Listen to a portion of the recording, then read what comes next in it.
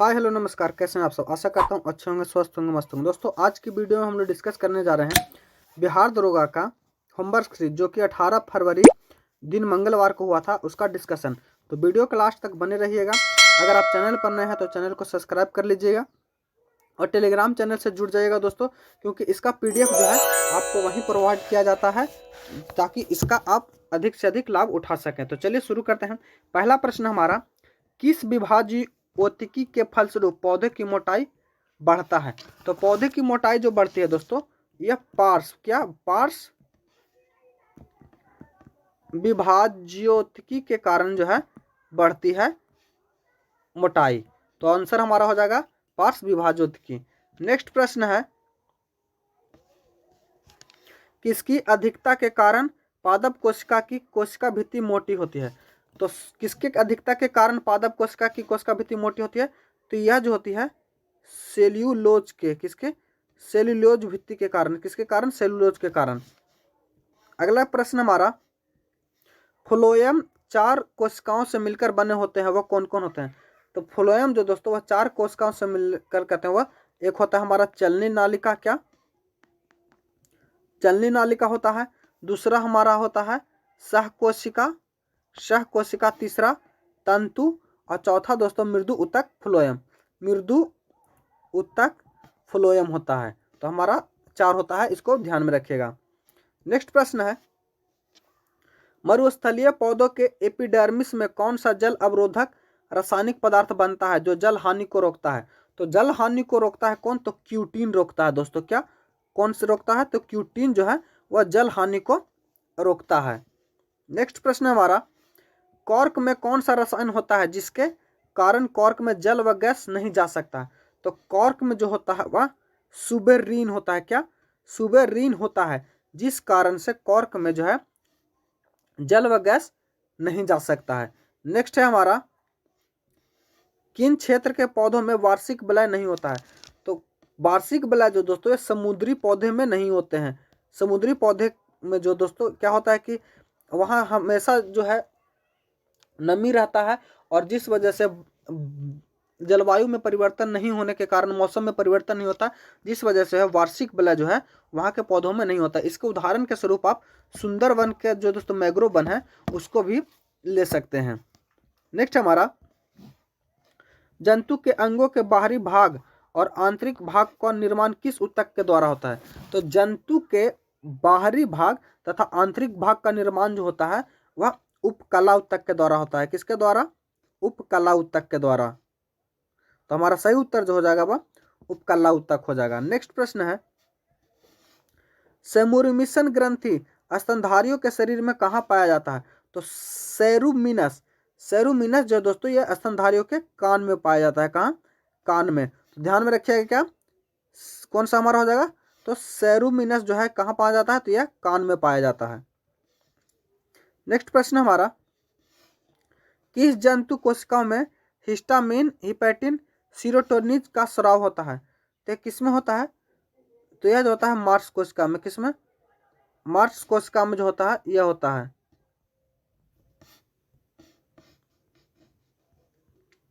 Next प्रश्न हमारा, कौन सा संयोजी ऊतक मांसपेशियों को अस्थि से या दूसरी मांसपेशियों से जोड़ता है।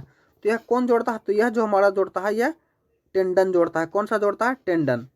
नेक्स्ट हमारा, पेशीय ऊतक में एक तरल पदार्थ भरा रहता है, उस पदार्थ का नाम क्या है। तो पेशीय ऊतक में जो तरल पदार्थ भरा रहता है उसे हम लोग क्या कहते हैं, तो उससे हम लोग सेक्रोप्लाज्म कहते हैं। क्या, सेक्रोप्लाज्म। तो हमारा सही उत्तर जो हो जाएगा वह सेक्रोप्लाज्म हो जाएगा।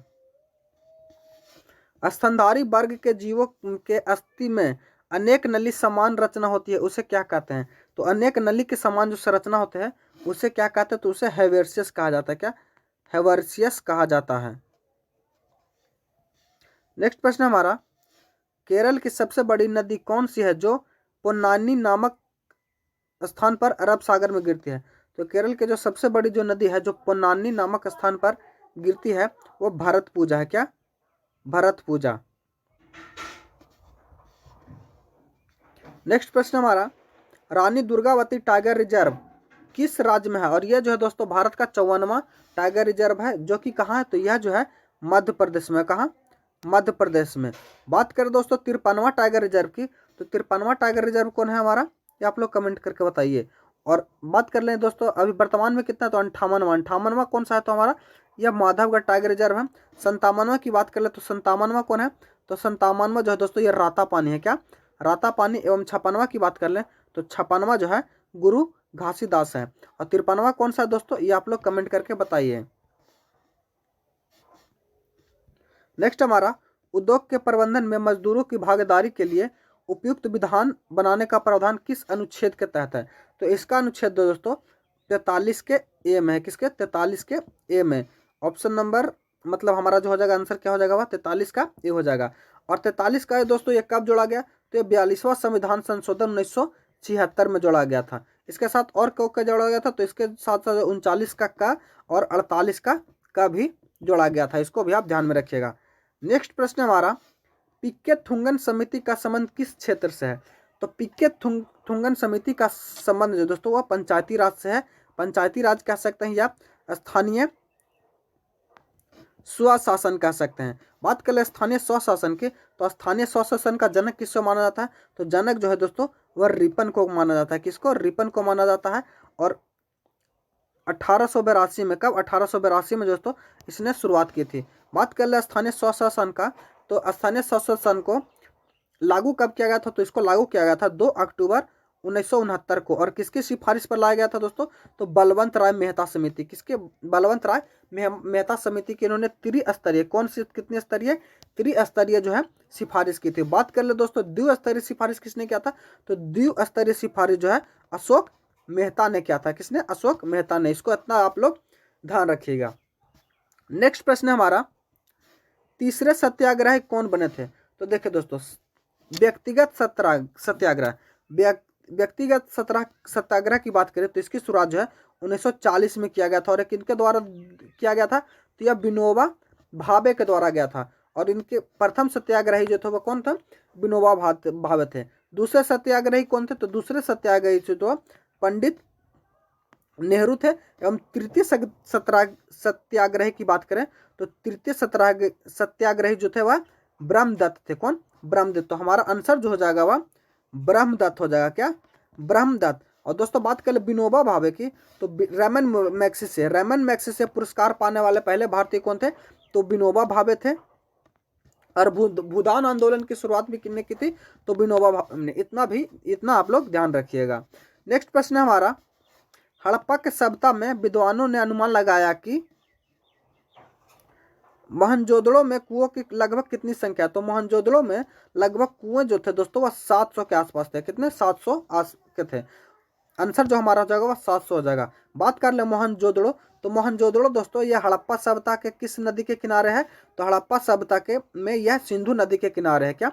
कौन सी नदी के किनारे? सिंधु नदी के किनारे। मोहनजोदड़ो की खोज कब हुई थी दोस्तों, तो मोहनजोदड़ो की खोज जो हुई थी वह 1922 ईस्वी में हुई थी। और किसने की थी, तो इसकी खोज जो की थी वह राखाल दास बनर्जी ने की थी। किसने?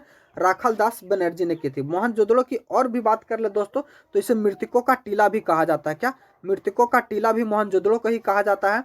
और बात कर ले दोस्तों तो सबसे बड़ा अन्नागार भी है दोस्तों मोहनजोदड़ो से ही प्राप्त कर लेते हैं। बात कर ले हड़प्पा सभ्यता की, तो हड़प्पा सभ्यता में खोजा गया सबसे पहला स्थल कौन सा है, तो वह हड़प्पा है। हड़प्पा का सबसे पहला स्थान जो तो किस नदी के किनारे है, तो यह रावी नदी के किनारे है।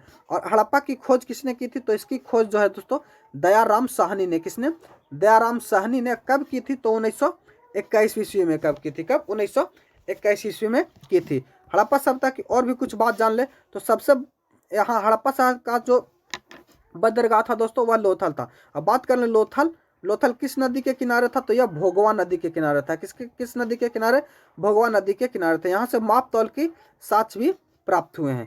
चलते हैं नेक्स्ट प्रश्न की ओर। अगला प्रश्न हमारा, क्रोमसस की राजधानी कहाँ है, तो क्रोमसस की राजधानी है दोस्तों यह मोरेने है। क्या? मोरोनी है जो यह क्रोमस की राजधानी है। अफ्रीका की बात कर लिए, क्रोमस किस देश में किस महादेश में पाया जाता है, तो यह हमारा अफ्रीका महादेश पाया जाता है। अफ्रीका महादेश के बाद इसे अंध महाद्वीप भी कहते हैं। किसे? अंध महादेश भी कहते हैं। और भी अफ्रीका की बात जान ले तो अफ्रीका से दोस्तों कर्क रेखा, मकर रेखा एवं कर्क रेखा, मकर रेखा एवं विषुवत रेखा, तीनों रेखाएं जो दोस्तों अफ्रीका के महादेश से होकर गुजरती है। नेक्स्ट प्रश्न है हमारा, इरामावतार पुस्तक के लेखक कौन है? तो इरामावतार पुस्तक के जो लेखक हैं दोस्तों ये कौन है? तो यह जो है कंबन के द्वारा लिखी गई पुस्तक है, इसके द्वारा, कंबन के द्वारा। नेक्स्ट प्रश्न है हमारा, बिहार के किस क्षेत्र में प्रचुर मात्रा में हड्डी के उपकरण पाए गए? तो हड्डी के जो उपकरण पाए गए हैं वह चिरांद में पाए गए हैं। कहाँ? चिरांद में। चिरांद किस जिले में पड़ता है दोस्तों? तो ये वर्तमान में चिरांद जो है बिहार के सारण जिले में पड़ता है। किसमें? सारण जिले में। नेक्स्ट प्रश्न है हमारा, सार्क का प्रथम शिखर सम्मेलन ढाका में कब आयोजित हुआ? तो सार्क का प्रथम शिखर सम्मेलन दोस्तों ये 1885 में हुआ था। कब? 1885 में हुआ था। बात करें 1885 में, तो 1885 में ही इसका जो है दोस्तों गठन हुआ था, और सार्क का जो गठन हुआ था वो 1885 में हुआ था। बात कर ले इसकी मुख्यालय की, तो इसका मुख्यालय कहाँ है? तो इसका मुख्यालय जो है काठमांडू में है। कहाँ? नेपाल के काठमांडू में है। और क्या बोलते हैं, सार्क का जो गठन हुआ था वह किस सम्मेलन के तहत हुआ था? तो ढाका सम्मेलन के तहत हुआ था। नेक्स्ट प्रश्न हमारा, किसकी कमी के कारण मृदा अम्लीय हो जाता है? तो मृदा अम्लीय जो होता है दोस्तों वह चूने की कमी के कारण। किसके कारण? चूने की कमी के कारण जो है हमारी मृदा जो है वह अम्लीय हो जाती है। भारत में बात कर ले मृदा, तो भारत में मृदा जो है दोस्तों 8 प्रकार की पाई जाती है। कौन सी? 8 प्रकार के, लेकिन मुख्य रूप से दोस्तों 4 प्रकार की का। सबसे ज्यादा जो मृदा पाई जाती है वो जलोढ़ मृदा पाई जाती है। उसके बाद दोस्तों लाल पीली मृदा पाई जाती है। उसके बाद हमारी काली मिट्टी मृदा पाई जाती है। काली मृदा को रेगुर मृदा भी कहते हैं, और यह महाराष्ट्र में पाई जाते हैं। कहाँ? महाराष्ट्र के क्षेत्र में पाई जाते हैं। और यह किसके उत्पादन के लिए प्रसिद्ध है? तो यह दोस्तों कपास के उत्पादन के लिए प्रसिद्ध है। बात कर ले जलोढ़ मिट्टी की, माफ कर, एक हमारा रह गया कौन सा? तो हमारा पहला हो गया जलोढ़, दूसरा हो गया और तीसरा हो गया दूसरा लाल पीली, तीसरा काली, और चौथा दोस्तों लेटेराइट। लेटेराइट किसके लिए उपयोगी है? तो लेटेराइट दोस्तों काजू, चाय के उत्पादन के लिए लेटेराइट हमारा प्रसिद्ध है। जलोढ़ की बात कर ले दोस्तों, तो जलोढ़ है जो भारत के लगभग कितने प्रतिशत भूभाग पर पाया जाता है? तो भारत के लगभग 40% भूभाग पर पाया जाता है। और ये विशेषकर किस क्षेत्र में पाया जाता है? तो ये दोस्तों गंगा का मैदान जो है उसके क्षेत्र में पाया जाता है। और चलते हैं नेक्स्ट प्रश्न की ओर। नेक्स्ट प्रश्न हमारा, भारत में परमाणु ऊर्जा विभाग की स्थापना कब की गई? तो भारत में परमाणु ऊर्जा विभाग की स्थापना जो है 1954 में, क्या 1954 में की गई थी। और इसी के तहत जो दोस्तों भारत का जो परमाणु बना था, इसी के तहत परमाणु विभाग का जो गठन हुआ था, जिसका नाम क्या है, BARC, Bhabha atomic research centre. इसकी स्थापना कब हुई थी? तो इसका स्थापना जो है 1954 में ही हुआ था। और यह कहाँ है? तो यह महाराष्ट्र के ट्राम्बे में। कहाँ? महाराष्ट्र के ट्राम्बे में। अब दोस्तों परमाणु से आए तो परमाणु के बारे में, परमाणु जब का जिक्र हो गया तो परमाणु के बारे में जान लेते हैं। परमाणु का पहला रिएक्टर कौन है? तो परमाणु का पहला रिएक्टर दोस्तों ये अप्सरा है। क्या? कौन सा है? अप्सरा। वहीं दोस्तों बात कर ले परमाणु बिजली घर जो पहला है कौन सा? तो वह तारापुर है। कौन सा है? तारापुर। और वर्तमान में अभी करंट के हिसाब से देखें तो प्रथम परमाणु पनडुब्बी कौन है? तो प्रथम परमाणु पनडुब्बी जो है दोस्तों वो INS अरिहंत। कौन? INS अरिहंत जो है दोस्तों ये प्रथम परमाणु पनडुब्बी है। एवं द्वितीय परमाणु पनडुब्बी की बात कर ले तो कौन सा है? तो INS अरिघात जो है ये द्वितीय परमाणु पनडुब्बी है। इतना भी आप ध्यान में रखिएगा। चलते हैं नेक्स्ट प्रश्न की ओर। दोस्तों अगर वीडियो अच्छा लगे तो लाइक शेयर जरूर कीजिएगा और टेलीग्राम को ज्वाइन कीजिएगा दोस्तों। नेक्स्ट हमारा, भारत में पहला बजट ब्रिटिश काल में कब पेश किया गया था? तो भारत में पहला बजट जो दोस्तों ब्रिटिश काल में 1860 ईस्वी में जेम्स विल्सन के द्वारा किया गया था। किसके द्वारा? जेम्स विल्सन के द्वारा जो दोस्तों पेश किया गया था। नेक्स्ट है पर हमारा, भारत में सर्वाधिक किसने बजट पेश किया था? तो सर्वाधिक बजट पेश करने का जो रिकॉर्ड किसने किया था दोस्तों? तो जो किया है मोरारजी देसाई के द्वारा किया गया है। किसके द्वारा? मोरारजी देसाई के द्वारा सर्वाधिक बजट जो है पेश किया गया है। और कितनी बार इन्होंने बजट पेश किया? तो इन्होंने जो दोस्तों 10 बार बजट पेश किया। कितनी बार? 10 बार बजट पेश किया है। वहीं दोस्तों अगर पूछ लेगा कि भारत में सबसे प्रथम किस महिला ने बजट पेश किया है? तो महिला जो है भारत में पेश करने वाली प्रथम महिला कौन है? तो इंदिरा गांधी। कौन? इंदिरा गांधी। नेक्स्ट प्रश्न हमारा था इंदिरा गांधी। नेक्स्ट प्रश्न है, स्वतंत्र भारत में कब रेल बजट और आम बजट को एक साथ कर दिया गया?